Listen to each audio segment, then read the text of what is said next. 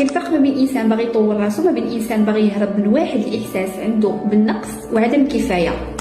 كاينين الناس مهما نجحوا مهما خدموا على راسهم مهما سمعوا كلام ديال التحفيز كيبقى دائما عندهم واحد الصوت في الداخل ديالهم ديال الخوف وكيقول لهم او ميم طون انني انا باقي ما كافيش.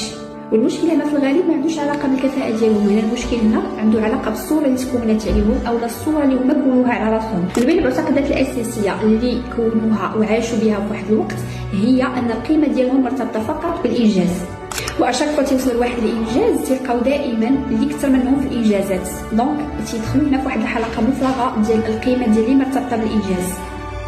وفي هذه الحاله هذيك القيمه اللي هما دايرينها على راسهم ما عمرهم ما تيوصلوا لها وما عمرهم ما تيحسوا بالقيمه ديالهم لان دائما تيربطوها بالانجاز.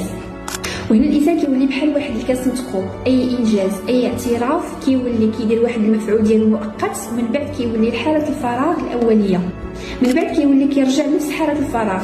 واللي خاصني نعرف هنا هو ان اكبر معركه واكبر صراع ماشي مع الانسان، اكبر صراع عندك هو مع ديك الفكره اللي ساكنه فيك من سنين واللي ما قادرش انك تبدلها.